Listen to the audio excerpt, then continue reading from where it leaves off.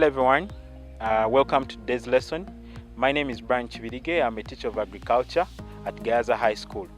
Today's lesson, we are going to continue with our introduction to the growing of bananas or Matooke in Uganda. And today we are going to look at the subsection of growing bananas, which is establishment of a banana plantation. In today's lesson, we are going to practically call out the digging of banana the holes for planting bananas. How do we put their manure? How do we prepare the banana sucker? And how do we cover the banana sucker after putting it in the hole? In today's lesson, I'm going to be assisted with my friend, Mr. Masend Godfrey, who is an employee at the Gayaza High School farm. Mr. Masend Godfrey is going to show us how we dig a banana planting hole. Now, this banana planting hole is going to be established at a distance of 2 meters by 2 meters. That is the distance from one planting hole to another planting hole. Maybe one of the things we need to know that we are working in a banana garden that has already been established, so we are just gap filling, but it is the same thing. If you look around, you will see that these bananas are placed at a distance of 2 meters by 2 meters. One would ask, what do you put into consideration before you do the spacing? Now, you look at things like the amount of rainfall in an area, you look at the fertility of the soil, and you also look at do you have the manure to keep putting there in your garden? So in today's lesson, Mr. Masendi Godfrey has a stick which is already pre-measured. It is 2 feet by 2 feet. Now, this stick that Masendi is holding is what we are going to use to dig the hole.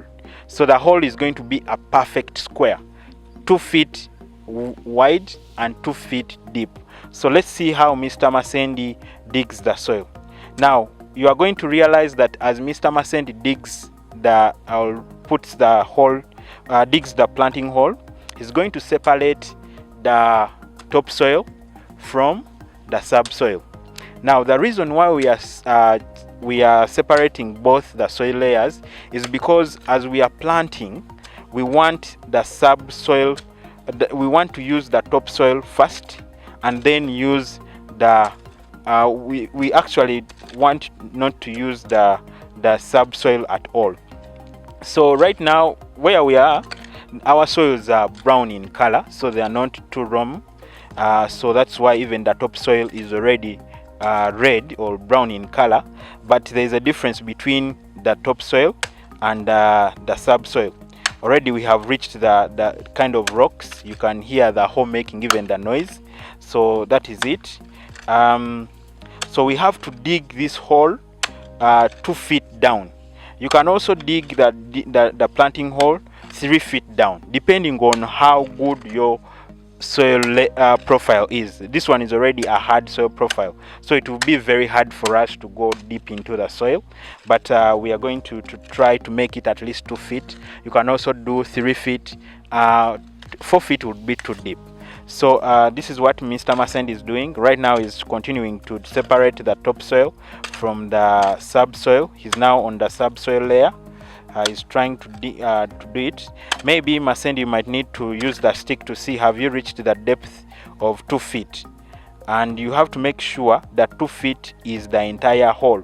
So let us remove all the soil on the sides of that hole, all of it, so that it is the same width even on the sides, on all the sides of the planting hole.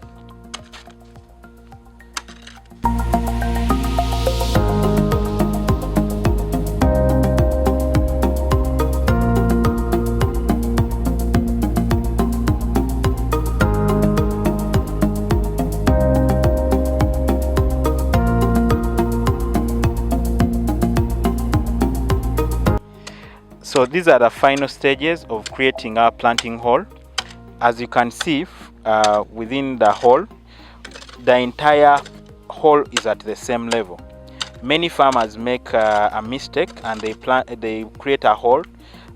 They make it deeper in the middle, but then on the sides it is not as deep as in the middle. That is very wrong, because at the end of the day, your banana stool will not have area for expansion. The roots will be having it difficult to get into the soil because you didn't create for them a soil profile for them to run through the soil. So what Mr. Masend is trying to do is to make this hole the same level, so by the time the banana stool starts establishing itself, it finds it easier to go through the entire soil profile. So this is our now planting hole. Now if I had a garden, for example I have an acre, the day I am going to plant is not the day I dig the hole. What I do first is I first dig the planting holes. I leave these planting holes for about a week or two, so for them to settle, and then I come and add manure if I had manure to add in. Now that helps the soil to mix well, the manure to mix well with the soil in your planting hole. Then the other thing you do is you get a source for your planting material, because you need to get a good source. In an acre you need about maybe 500 plants, so you have to first get those, and then you have dug your holes, you look for a source of manure. But now, since this was a demo, we just came to show you what exactly needs to be done. So we are done with digging the planting hole. Now the next step you need to do, I have talked about having manure. So if you look in this wheelbarrow, we have manure. This is well decomposed manure. We don't use fresh manure because it might scorch or burn our planting material or the banana sucker. So we are going to put about 3 spades of that manure in the soil in the planting hole. So let's put 3 spades in the planting hole. So you see, this is well decomposed soil, black in color. Actually it is humus itself, very well decomposed. So after putting that manure, we now get our planting material. The other thing I want to show you is that in the villages, many of our parents, grandparents have been planting banana suckers which are taller than me, because they think that is what regenerates very fast. But science tells us that when you use that overgrown sucker, it will first actually rot, die back, and then it regenerates from the stalk. So what we are now using, we either use banana tissue culture seedlings, or we use banana suckers which are this small. Okay, so we dig it out from we cut it from the parent stool, and then we clean it. So what Mr. Masend is going to do is to clean this banana sucker. You make sure your banana sucker is got from a garden which is not infested with banana weevils and other nematodes and other pests which are very dangerous in Matooke growing.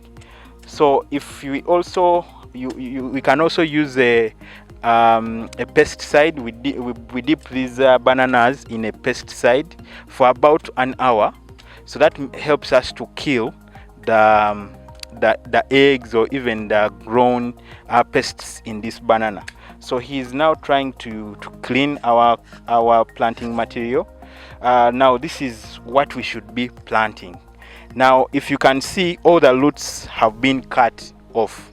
Okay, and if you look at the top of the banana sucker, it is cut slanting. Why we cut it slanting? We don't want water, for example it's a rainy season, to stay on top of this plant as it is in the hole, which will cause decomposition. So this one will not grow. So this is what Mr. Masend is going to put in the planting hole.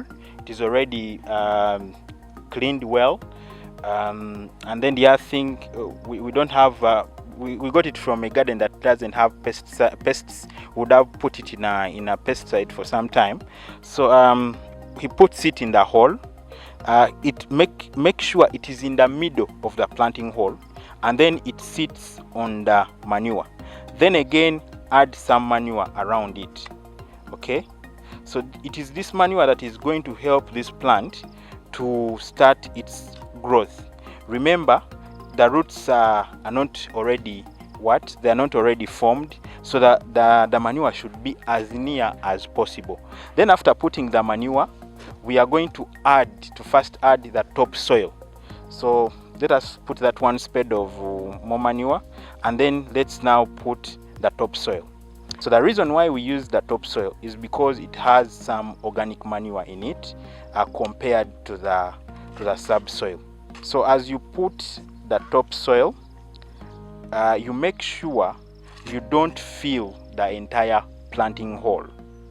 So you just cover the hole until the height of the entire banana sucker is covered. So that is what we are doing. If, for example, your topsoil can't do that, that is the time when you can add some subsoil.